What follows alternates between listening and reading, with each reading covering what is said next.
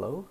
Today I'm going to be walking through the AI in my game. It's pretty simple. So my game has a couple different types of characters, and they all extend this character one class. And so we'll see in the soldier class, it sets the computer controlled variable to true, because in my game all the soldiers are controlled by the computer, and so are all the vampires. Um, However, for the player, you'll see that computer controlled is false.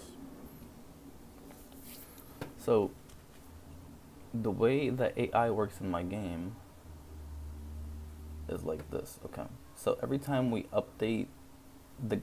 run through the game loop, we call this update function on all the enemies and on the player.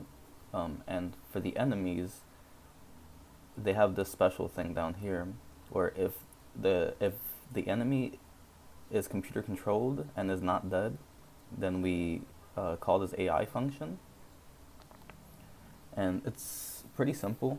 So what it does is that it checks the distance that the enemy is from the player, and if the distance from the player is greater than the distance that the AI can see or the player can see, then it just doesn't do anything. So the characters won't chase him from the other side of the map. That's what that's for. Um, and then we also check, okay, so if the player is not too far away, is he within attacking distance from the player? Is the enemy attacking distance from the player? If he is, and he's not already attacking or hurt, then he attacks the player. But if he's too far to attack, then he'll chase. So then we'll jump down here, and the chase function says it calculates the distance, the difference in x's between the player and the enemy, and the y distance between the enemy and the player. And so let me do a little demonstration of this. Hold on. Actually, I'll just explain this part here. So then if the player's x position is positive, I mean the distance in x is positive, then that means the player is to the left of the enemy, so the enemy will move left. Otherwise, he'll move right. But we have to do this little check here to check if the difference in distance is greater than the speed. So if his speed is greater than the distance, then it'll cause problems. So this is a little demonstration I have. So this is the view radius. Like, this is the box that shows you what the enemy can see, and this is the attack radius. So okay, so you see that the player here is the white one, and he is inside of the view box.